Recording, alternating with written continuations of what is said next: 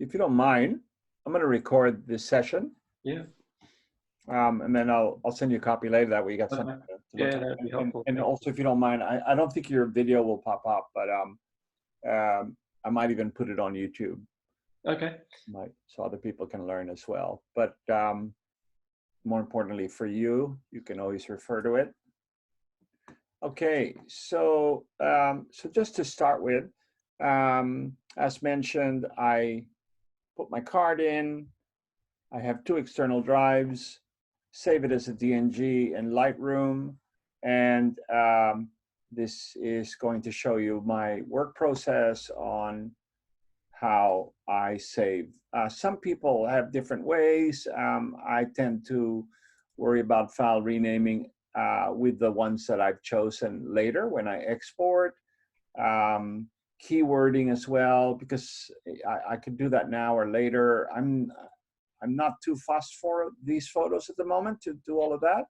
So I'm just going to jump straight into having exported these already. You can see the images here. So now we're in library.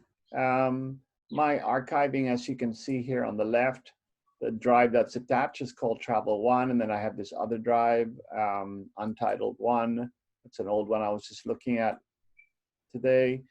But I don't have more than one catalog. It's just one catalog for everything. And then I just put them into external drives, as mentioned at the beginning, so that I could avoid clogging up my computer.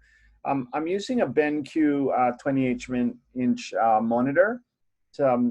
It's got better than average resolution on it. You can't buy these at JB Hi-Fi. They're about $850, but they do a really good job. And I just attached this to my MacBook Pro. So when I travel, I'm just taking my Mac. But sometimes when I do like workshops, my micro adventures, I might even, if it's a drive out of Sydney, I might even take the monitor. Okay. So that, you know, while we're on location at the accommodation, I use it there. Yeah. Does that have an impact on your editing, the quality of your? Oh yeah, hell monitor? yeah. Hell yeah! It just opens up a whole new world of looking at better color. Now you're supposed to calibrate your monitor and all this. It's a brand new monitor, so I'm not too worried for the next few months. It should be fine. So now you were talking earlier about color profiles as well. I tend to just have these when I save them and put them on the internet. sRGB is a color profile that most of the internet works with. When you're printing and you want to print really large and get a better gamut of colors, you tend to print with Adobe RGB, which is what you should have as your color profile when you're shooting in RAW on your camera anyway. But when you're exporting these at the end, you tend to have them as sRGBs, and so you can put them in social networks, because the internet doesn't really support past sRGB anyway, and it does mess up the colors if you bring them up as like maybe RGB, Adobe RGB, or even Pro RGB. They'll mess up the colors. So don't bother with that. Just save it as an sRGB at the end. Okay, so to cap on that one, set up the camera so it's Adobe sRGB. Adobe RGB. On the camera, make sure it's Adobe RGB 98, I think it may be called. Don't set it up as sRGB, but when you save and export your edited images to put back onto the internet or send by email, if they're not for print, then sRGB is what is normally used. Okay. So do you know the difference between the different color profiles? Not exactly. I mean, obviously some are for web purposes, some are for print. So there's a big difference there in how you experience the image. Putting it simply, sRGB has a smaller color gamut of colors that your eye can see on a monitor or laptop or or phone or iPad, but Adobe RGB has a bigger gamut, but that is only advantageous when you have monitors that can support that, for example, like this monitor or better monitors, or you're printing, you go to print. So then you can get a better range of tones when you're printing. So, you know, if you're not printing and people are not looking at them on big monitors, don't worry about it. Just go sRGB. All right. In the export process, switch the color profile according to what you want. Yes. Turn it into a JPEG and export. Yes, exactly. I'll show you that now with part of the process that we're going to go through. So I'm just going to show you my workflow. So you can see here down the bottom, we have a whole bunch of thumbnails. I tend to just skim through very quickly and look at the images that I want to filter and edit. I don't even spend time deleting. I think deleting is just a negative action, and I don't need that when I'm editing. I just want to be having fun and working fast. So and storage is not a problem for me because maybe I might come back to them for some reason, even the ones that I may have wanted to edit now. But so how do you pre-select the ones that you're interested in? Yes. Or, yes. Yeah. So you can see here, I've already pre-selected some of these. You can see there's like a little, like a 1-star down there. Oh, I see. You start them. Okay. And then there's a whole bunch of different ways to filter. You can do flagging, which is the P button. You press P and then it flags it, U and it unflags it. And then over here, if I want to look at the ones that I already rated so far, I just click rated, and then it shows me here the 3 different images that I've already, yeah. So that's what I'm doing now very quickly. I'm just going through, I'm just going to go back to unrated so I can see what I was doing. And I'm going to scroll through to the image that I was on earlier. So yeah, I'm just going through very quickly. And then if I want to keep this one, then I will P flag that. Now, I didn't use a macro lens for this one. So if I look at the detail here, see it's a little bit out of focus on that. Yep. But it's in focus here. Yeah. So what I did is what's called focus stacking. And so this one here is in focus on the vase. Okay.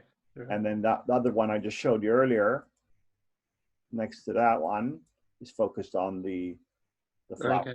Yep. So so what I do with this to focus stack is I have to use, unless there's a way in Lightroom not aware of, but I have to align the images first, and then I have to put the 2 images together as a composite, so that both are in focus. So that's one advantage that Photoshop has over Lightroom, and that I'm aware of anyway. It might be, yeah, I mean, this is going to be quick and easy. You'll see how fast I do this. So I have both layers highlighted there on the right. I go to Edit, Auto Align Layers, and then this window pops up. I press OK, and because the camera may have moved, actually I brought one in that was cropped, and then I didn't crop the other one. It doesn't matter. As you can see here, they're overlapping. Okay, now they seem to be aligned. They're still both highlighted. It's just that in case I moved in between. And now I'm just going to click on this thing called Edit, Auto Blend. And so you see that the flower's in focus on this photo, but the vase isn't focused. But when I click Stack Images, you'll see it come into focus as well. Mm-hmm. So it's just doing its thing. And this is just a standard basic thing that most people should understand that they need to do. By the way, I shot this on f11, which should have given me a more depth of field anyway, but when you're shooting very close up without a macro, you have to do focus stacking. Mm-hmm. See there? The vase and the flower are now in focus. Okay. Yep. Now, one thing I have to change here, which I haven't done yet, but I think I should fix it in my system, is I need to convert the profile, because this one says Pro Photo RGB. And if I didn't save this as an sRGB and just put it on the net, it would mess up the colors because it doesn't know what Pro RGB is on the net. So I've saved it as an sRGB like we talked about earlier. Yeah, you can do all sorts of things here. Like I could save this PSD if I want to work back in it again, but I'm not going to bother. I'm just going to go straight to flattening it. And it's done. Flatten the image. I might just crop it here anyway. I could do it in Lightroom as well, but it's all right. I'll do it here now quickly. Image, crop, file, save. That's Command W on the Mac. Yep, save. So now it's saving. You can see down the bottom here, up to about 40%. And those are, I had to do this. I had to do this process because of the focus stacking. Otherwise, I wouldn't have bothered. Mm-hmm. That's been saved and closed. And now if I go back to Lightroom, you can see here that the file that I just did, it's saved as a TIFF, sRGB TIFF, and there it is. Okay. So that one there, I'm just going to star rate that one. What did I just do? Yep, number 1. Okay. So yeah, anyway, I won't bore you with all of these other edits I'm going to do, but let's imagine I've gone through all of them. This one here, just for fun. I've got this thing, where did they go?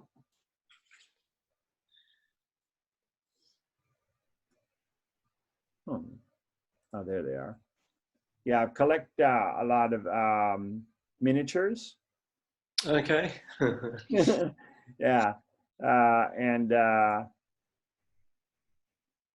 love to photograph them. I've got hundreds, and so I just thought these things kind of remind him like palm trees. And Yeah. yeah, this is Japanese guy I follow. He makes calendars, and I have his book, and he's very inspiring. He uses everyday things, Yep. In the house and plays with them. So who's that? That's that photographer I'm talking about. yeah. Yeah. I think it's Tatsuya Ozawa, but I'll send you a link later. Okay, that'd be great. Yeah, I like the idea. Yeah, it's fun. I mean, if you're, it makes you think like a kid, and that's what photography should be about. Having fun. And these are my, they're all the ones from the train sets. You can just buy them on eBay. Okay. So I bought like 40 of these, and these ones are actually quite well made. Though I have other ones, the German ones. They're the brand, I think it's called Pricer, but you can buy them at Hobbyco. But these ones they're not bad. But again, I had to do focus stacking with these, so I focused on the front, the back, and then I'm going to layer them later, like I did earlier. Yeah. In Photoshop. Now, can I ask you about the aspect ratio you've gone with there? Is that like a particular favorite of yours? To be honest, I had a free crop. So I didn't really follow a proper aspect ratio with these ones. Maybe I should. Let's say I go 4:5. That's 4:5. Yeah, I think it depends on the output, really, or where you're going to put them. But I tend to crop maybe 4:5 a bit. more than normal. Okay. Depends on the photo really, and how it feel the space is around it. So I don't mind a little bit of space on the bottom and the top there. That's why I went for a 4 or 5 crop. Yeah, but yeah, it depends on your output, whether you're going to print as well, you know, and you got to work out for the framing and all that. What sort of borders you're going to put around it and so forth. Oh God, that's dirty. I have to clean that.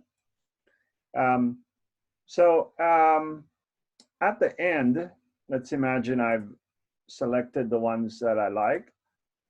So I've got the rated ones. I've done the work I want to do it to them. I go Command A, which selects all of them. And then I go to Library, and I will export these. So this is where I'm going to save them as a JPEG.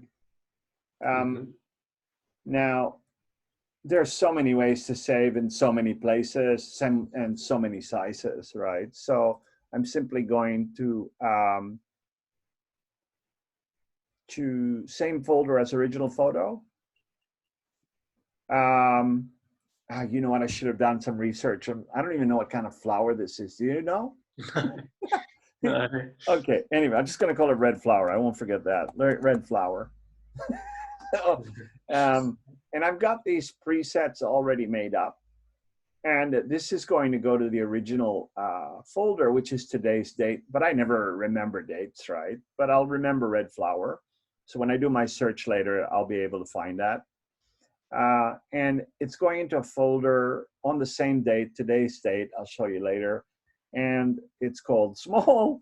I basically got an sRGB, quality 100. And I've got it at about 3 megapixels large. Screen sharpened, standard 72 DPI. So 72 is the standard you use for DPI, dots per inch, for anything online. It's kind of overkill to get anything too big. Even 3 megs too big for online. I don't have to, but I just sometimes, depending what platforms I might put them on, my website, I prefer to get them just a little bit larger because I know that you know, Facebook and Instagram tend to make them smaller and they change the color just a little bit. So I'm going to export that, click, bang, done. So I can see up here on the top left, it's exporting the files. It'll be in a small folder on the today's date, and it will be called Red Flower 1, 2, 3, 4. Now, if I wish to make prints of these, and I want them to be as large as possible, I click on my large preset. I can rename them here, Red Flower, and they're going to be saved as TIFFs. TIFFs are better than JPEGs, and I'm going to go with Adobe 98 for this one to convert them. I'm going to go with more bits. So basically, I'm just getting the best possible quality for printing, matte paper, standard, and then I export them. I won't bother doing that with these because I haven't even edited them yet, you know, so there's still a bit of work to do to them. One advice, I don't know if I already told you this, but one advice I give everyone in regards to editing is you treat it like slow food. So your camera has a menu on the back, you put the right ingredients, you take the photo, you shoot it in RAW, but when you go home, you start to cook it. Yeah. But you cook it slowly. Especially, you know, it's not about just, unless it's about documenting and just getting a whole bunch of photos out and quality is not important. But if you want to treat your photography more like a craft and treat your editing like a separate craft, good editors marinate their images. They let it sit, you know. Time equals perspective. So, you know, I don't know how many times I've rushed and I've edited them and then I uploaded them like within an hour of shooting them. And then I looked at them the day after and go, holy cow, that looks like crap. Why did I do that? You know, I was too excited. While other times I was excited, I edited them. And then the next day I looked at them, I go, oh, I think I want to do this to the photo, or I don't like what I did there. I want to pull back on that or this, or, you know, and then I even let it sit for another day. You know, I have friends that are landscape photographers, and they probably won't even post photos. They might be lucky to post like 6 photos a year, you know. So they're, I mean, I'm not like that, right? I'm not too precious about it, but yeah, I think just give yourself a little bit of time, and it's you can gauge as to how much time you want to give yourself before, yeah, whether or not you tend want to to, share. I tend to do that by leaving things on the camera for a while, and then go back and choose the ones that leap out at me at that time, which may not be the ones that I was interested in when I made the image in the first place. Yeah. Yeah, it's amazing how you might not notice something the first time around. You look at them, and then years later, even I've sometimes, like I showed you here. I've got another old drive here. This one I don't even have a name for it. Untitled one. That's a super old drive. But I'm looking back at them, and I'm glad I shot in RAW, so I can really get more tonal range out of them. And yeah, and I'm going, oh, I didn't notice this one. Oh, I forgot about that moment, and it's fun. And if there's 1 or 2 keepers out of my you know, hour or 2 of looking through archives, I'm happy. Yeah. I also don't sit down too long. Maybe maximum 2 to 3 hours.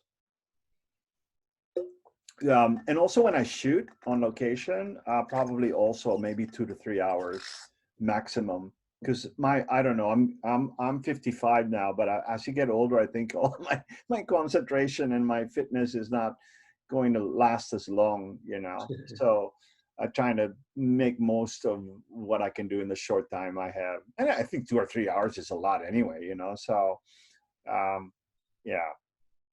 What do you mainly shoot? You're showing me some lovely images of yours that were like. I suppose I do have a style, but there are certain things that catch my attention. Texture might be one of those. Light play, I call it, so shadows and silhouettes. Um, landscape I find difficult. Do you have a room like this where you could just set up? Because if you like light play and you like shadows, I would encourage you to try this little exercise. You set up a little table, and then you have the table next to the wall. And what I've done here, you can see the different colored backgrounds. And so the different backgrounds will give you a chance to play with different colors. But whether or not you're into flower photography, or you're going to learn a lot about lighting, and then you could translate that to the big wide world out there. Oh, this one. So you just have a table there with a card sort of suspended behind it. Is that what you're using? Yeah. So you could see here, this image has a black A3 piece of paper. I just went down to the corner shop here with the $2 shop. Yeah. You know, you can buy like 8 sheets for $10 or something, and they're different colors. Yeah. And I just tape it to the wall, like back tape it to the wall and the table, and I lean it. So it's like it's leaning, and so it's in one seamless background and foreground. Yeah. No, you don't have to do that. You can even use different types of material on a table. You can. Yeah, I've used black velvet. Nice. Good idea. You can go for this sort of dark look like I have here, and get that Baroque style. You know about Baroque and the Flemish? Yeah, I mean, I'm more familiar with the music, but yeah, that it's the elaborate. Yeah, I do a lot of research through paintings. I have like different books, and studied a lot about art and even like photography history, and it's really healthy to look at what people have already done. Mhm. Because inevitably, if you think you've done something for the first time, you haven't, because No. someone's done it. What's more important is that you interpret what people have done, and then you make it your own, which will then be a first time unique thing. You got to Yeah. find your own voice Yep. in whatever you shoot. So I So try. this one, is this the same image as the one you had before, or Yeah. So what I did there, okay, it was overexposed. So if I yeah, just it show was you, blown in. Yeah. this was from my last edit I did yesterday, and I don't know why it just popped. Maybe I didn't even bring it in because it was overexposed. So that's why it came in this import. I didn't include it in the import. But yeah, look at that. It was like originally it was shot at overexposed. ISO 200. I used a 50 mil f11 at almost a second there on a tripod, of course. And it was yeah, accidentally overexposed this image. Anyway, it's still salvageable. And I just pulled back the exposure, and more importantly, I just checked the focus. And I'm also looking at the highlights in the image. Looks pretty damn sharp. I love this lens. It's an L series 1.2, and it's so damn sharp. And see the histogram up here? I can't actually. It might be in a different. Oh, you're still seeing the whole screen? Yeah, I'm seeing the whole screen, the figs there. Do you see the tools to the right? Oh yeah. Sorry, I'll tell you why. I need to move the video across. Yep. I can see it So now. this is the histogram, and let me just put it back to what it was.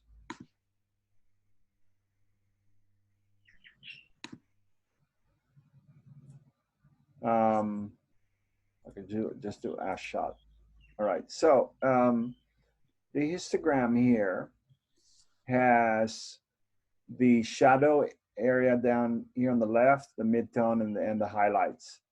Now, if you were to turn these on, the little tiny triangle at the top right, when I tap that, you can see these bits of red. Okay. They are the areas that are blown out. Right. I thought, even just by looking at it, I thought that everything would be blown out, but looks like it's still salvageable. So that's why I pulled back the exposure to almost like a stop and a half there. Mm-hmm. And this little triangle on the top left represents all of the dark parts of the photo that are highlighted in blue that are I've lost detail in the shadow. Okay.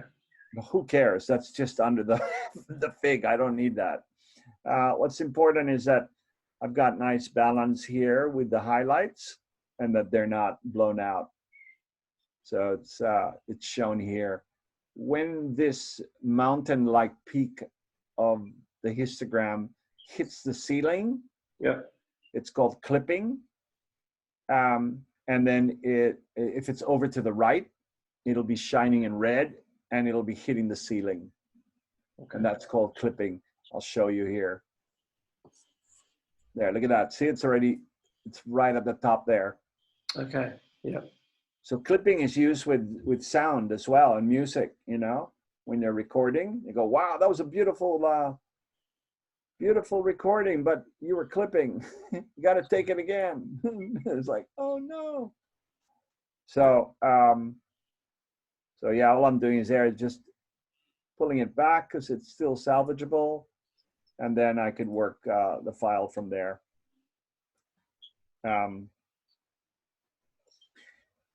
The other bits of valuable editing tips I would give you are to always try to work locally, not globally. See, that 4x5 doesn't work. So I'm just going to go with a custom crop here. What do you mean by Locally locally rather global. than globally? Okay, so when you talk editing, if you do a global adjustment, Yep. what that means is that, see here on the top, I got to unlock this so I can do a free crop, because it was keeping the ratio, the aspect ratio. Globally, adjusting something like this is affecting the whole image. Right.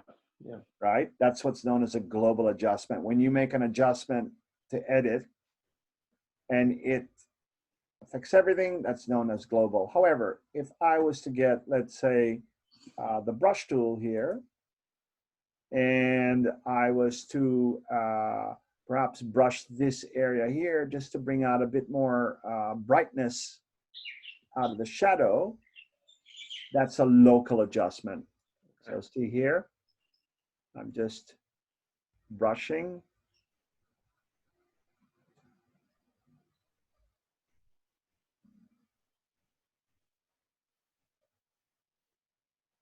And I can fix the adjustment even after. It's okay. Mm-hmm.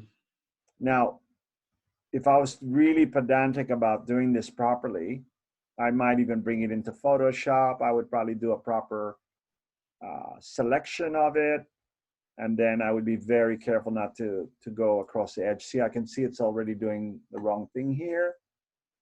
Anyway, I'm just going to pull it back.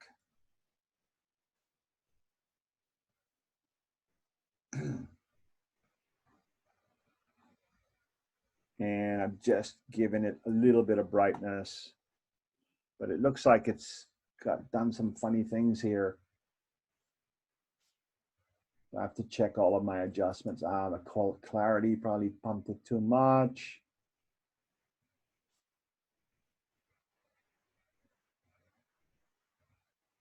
Yeah, I'm sure I could spend more time fixing this, but for the purpose of showing you what a local adjustment is, that was a demonstration of that. So I went. So what you did was to isolate a particular part and then apply an edit to that. Is that... Yes. Yeah. Exactly. So the beauty of most really good editors will always talk about go local, go local. Don't use presets. Don't use presets. Like, I mean, I've got a ton of presets here.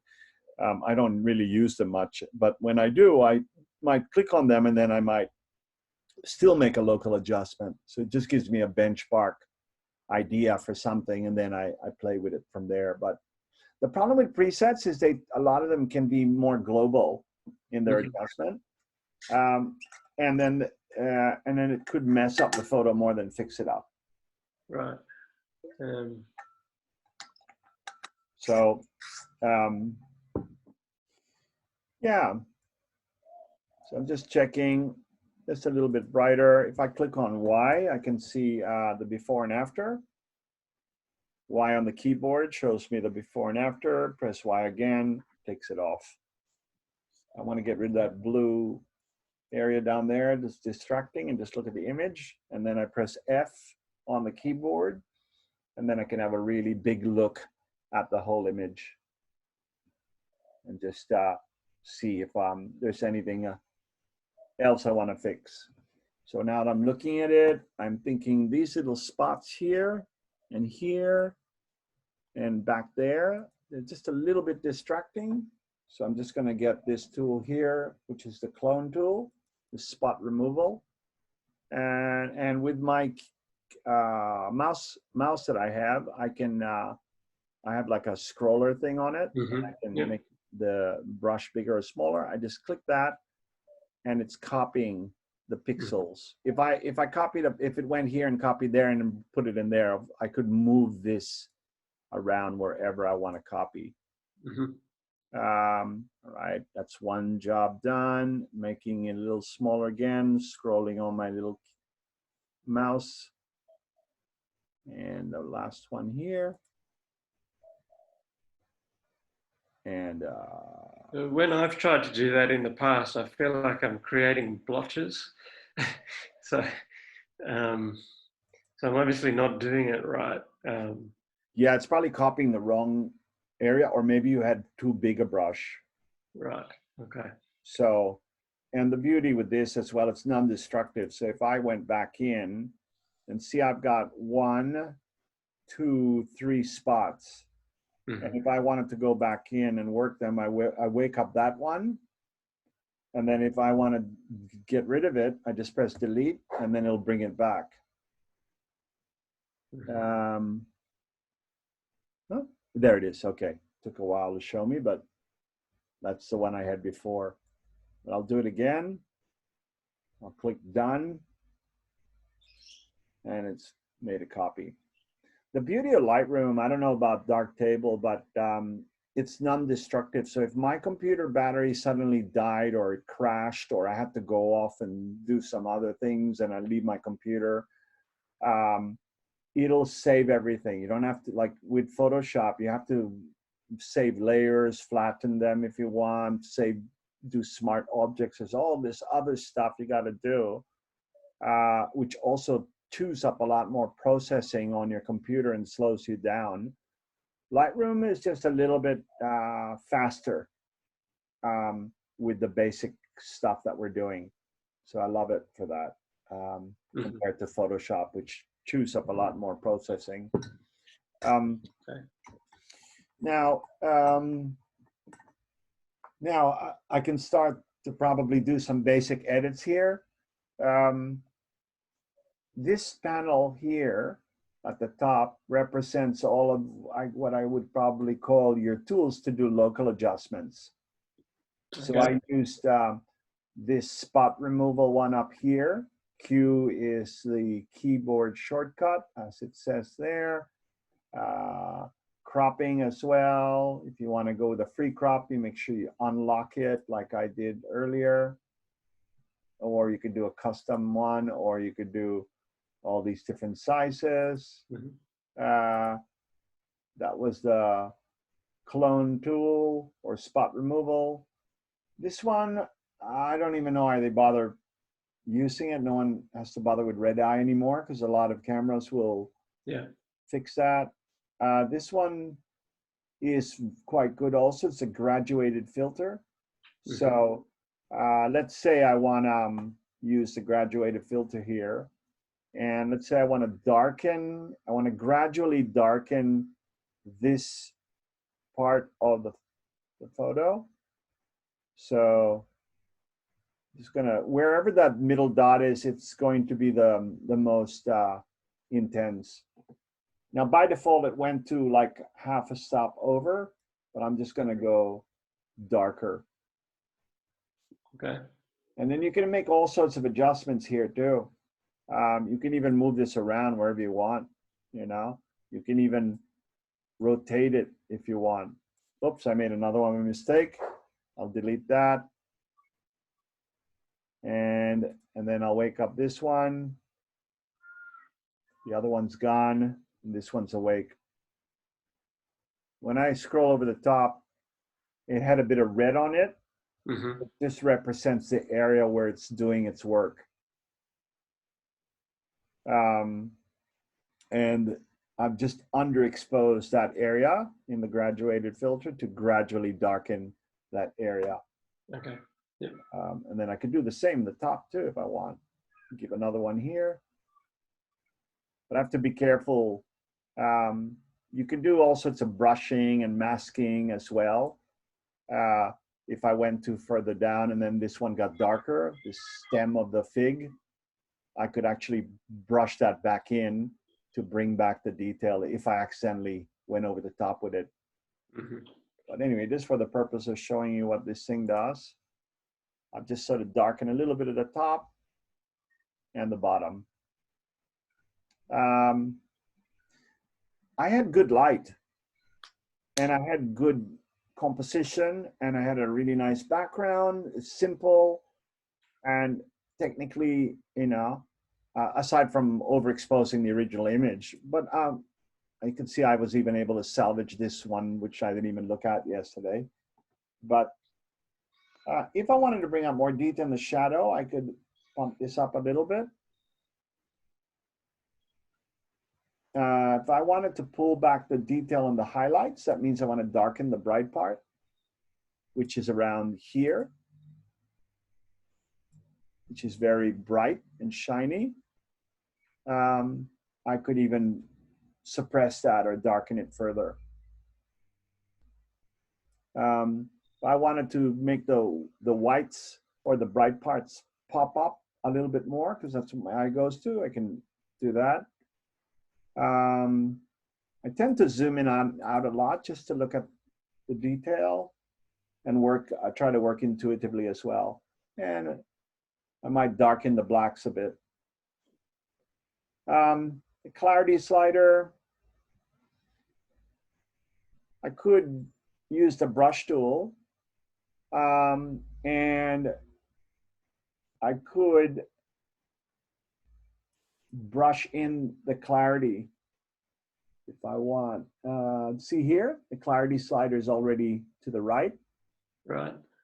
And so if I brush here, it will just give me a little bit more detail. It's very subtle. You won't see it initially.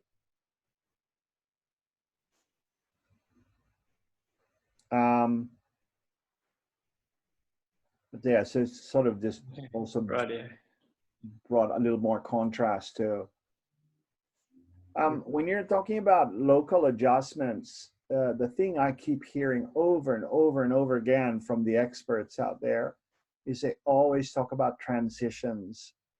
So when you transition, a good local adjustment, there's some examples of that. Like I'm trying to transition from the bright to the dark, from the clear to the unclear, from the different shapes, from and the different textures as well. So there's a bit of that transition. So when I'm thinking about my edit too, I might go, oh, okay, I like the detail that's over here as well.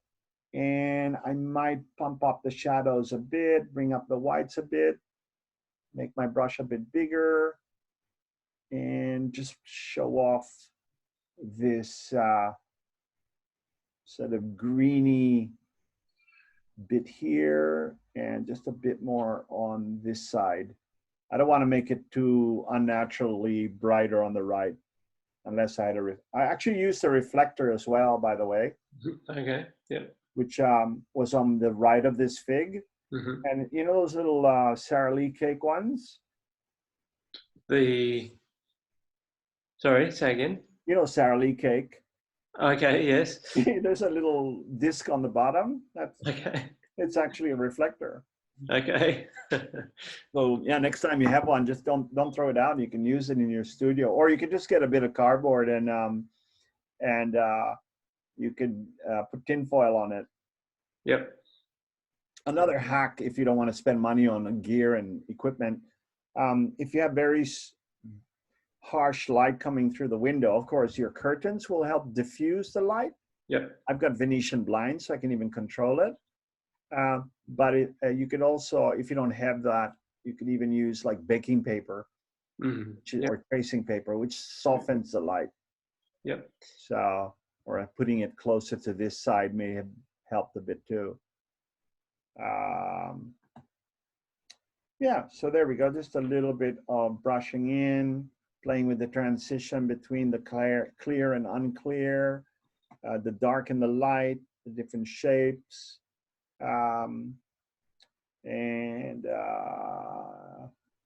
Dehaze, I'll show you it if I do it. It just does this, which kind of messes it up more than anything. So there's a bit of like pollution, light pollution out there, and it's smoky, and you want to, let's say you want to accentuate it, you can even go minus. But if you want to get rid of it, you usually go plus. Right. I'm not going to bother with any of that. I'm just going to leave it. I'm not going to apply a clarity slider on this because it's going to apply it for the whole image. If I want to make this look more vibrant, I could pump this up if I want.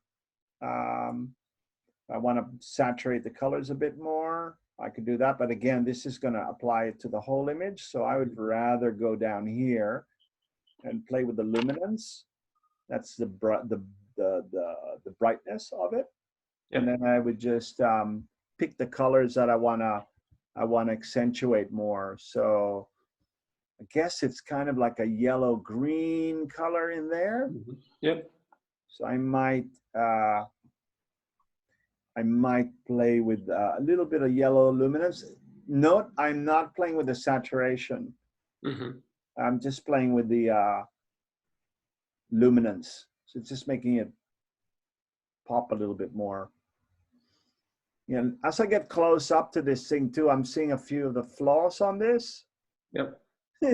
I mean, if I was a food stylist, they would probably be, you know, brushing this back and doing all sorts of things to it to make it look beautiful. Anyway, I think it's as natural as can be. Maybe I didn't handle it as well as I should have, but yeah, I could probably even tone out these bits here. But hey, you know, perfect imperfection is good too. Yep. So, yeah. So just one of the images I sent you, it's there's a lot of spots on the sky section. I don't know if you can pull that up. Okay, let's try and bring that up the last few minutes. So what I'm going to do is just going to stop this recording. Actually, I'll leave it on because you can see what I'm going to do with your image. All right. I'll just stop it for a second because it's just going to take a while to grab it.